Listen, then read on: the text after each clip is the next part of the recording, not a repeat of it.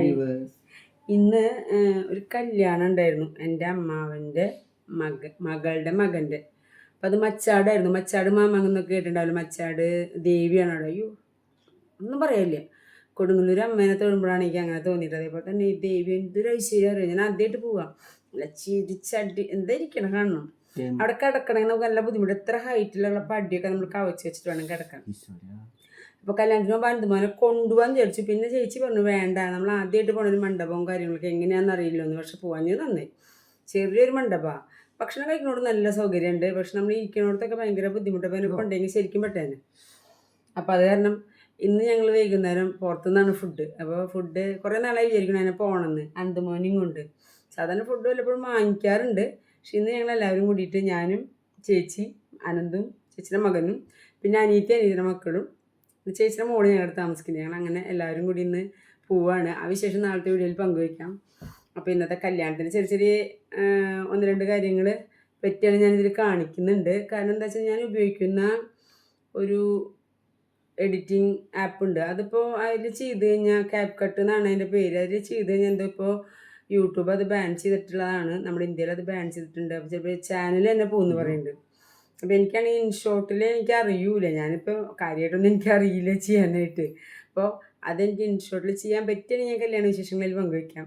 ഇല്ലെങ്കിൽ രക്ഷയില്ല. അപ്പോൾ ഞങ്ങൾ തന്നെ അപ്പോൾ ഇന്ന് എന്തെങ്കിലും ഒരു വീഡിയോ ഇടണ്ടേ. അനന്തുവിനെ കാണാനായിട്ട് ഇരിക്കുന്നവരും അനന്തുവിൻ്റെ സംസാരം കേൾക്കാനായിട്ട് ഇരിക്കുന്നവരുണ്ടല്ലോ. അപ്പോൾ പറഞ്ഞോളൂ, ഭക്ഷണം കഴിക്കാൻ പോണ വിശേഷങ്ങൾ. ഞങ്ങൾ തൃശ്ശൂർ, നമ്മൾ തൃശ്ശൂരിൽ താമസിക്കണേ. ടൗണിലേക്ക് ഒന്നല്ല, അത് ഇവിടെ അടുത്തുള്ള റൗണ്ട് ദ ഗ്ലോബൽ ഡിന്നറിലൊക്കെ പോണ വലിയ ഹോട്ടലില്ലേ ദയയുടെ മുന്നില്. അവിടെയാണോ? അപ്പൊ ടൗണില്ലേ ഹോട്ടല്? ദയ ഹോസ്പിറ്റലിന് മുന്നില് റൗണ്ട് ദ ഗ്ലോബൽ ഡിന്നർ എന്നിട്ട് നല്ല വലിയ ഹോട്ടലാട്ടോ. കുറച്ച് വർഷം ഇപ്പോൾ വന്നിട്ട് ഇവിടെ നല്ല സൂപ്പർ ഹോട്ടലാണ്. നല്ല അടിപൊളി സൗകര്യങ്ങളൊക്കെയാണ്. അതിൻ്റെ സെറ്റിങ്സൊക്കെ ഞാൻ വീഡിയോയിലിടാം. പിന്നെ ഫുഡിന് ഇത്തിരി വില കൂടുതലാണ് അവിടെ. അതിന് നേരെ ഓപ്പോസിറ്റ് ജോസേട്ടൻ സിനിമ കമ്പനി എന്നിട്ട് വേറെ ഹോട്ടലും നല്ലത് വന്നിട്ടുണ്ട്. പക്ഷെ ജോസേട്ടനിൽ ഇരിക്കാനുള്ള സൗകര്യം കുറച്ച് കുറവാണ്. റൗണ്ട് അതല്ല, ഇഷ്ടംപോലെ സ്ഥലം. നമ്മൾ കുറേ പേരൊക്കെ പോയി കഴിഞ്ഞാൽ ഇരിക്കാൻ നല്ല സുഖമുള്ള നല്ല സൗകര്യമുള്ള സ്ഥലമാണ്. പക്ഷേ എന്താ വെച്ചിട്ടുണ്ടെങ്കിൽ പൈസ ഇത്തിരി കൂടുതലാണ്. ഭക്ഷണമൊക്കെ നല്ല ഫുഡാണ്, പക്ഷെ ഇത്തിരി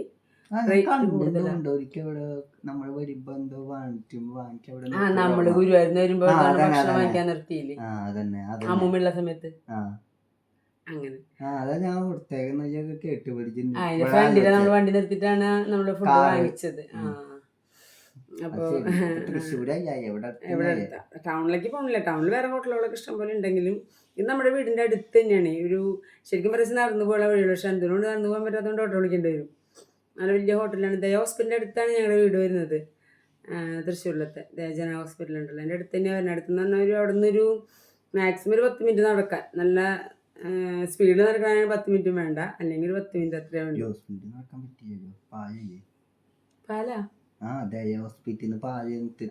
പാലം കിടക്കാൻ എന്താ ബുദ്ധിമുട്ട്? അതിനവിടെ നമുക്ക് നടക്കാനുള്ള സ്ഥലമൊക്കെ ഉണ്ട്. ഒരു പുഴ പോണ്ടേ, അപ്പം അതിൻ്റെ മീതൊരു പാലുണ്ട്, വിയൂർ പാലം എന്ന് പറയുന്നത്. ആ പാലാണ്, ബ്രിഡ്ജ് ഉണ്ട്. അതാണ് ഉദ്ദേശിക്കുന്നത്. ഞങ്ങളൊക്കെ പണ്ട് ഈ വീട്ടിൽ നിന്ന് വിവേകോദയ സ്കൂൾ, തൃശ്ശൂർ വിവേകോദയ സ്കൂളുണ്ട്.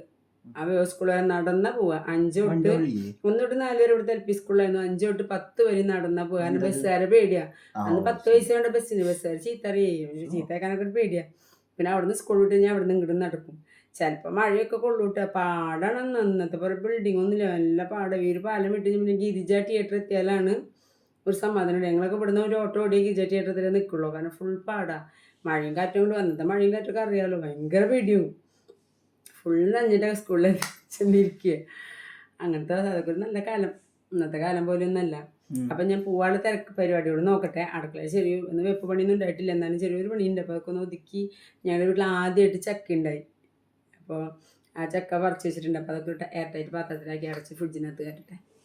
എന്നിട്ട് അന്തിന് ഡ്രസ്സൊക്കെ മാറ്റി പോവാനുള്ള പരിപാടി നോക്കണം. അപ്പോൾ ബൈ, സി യു.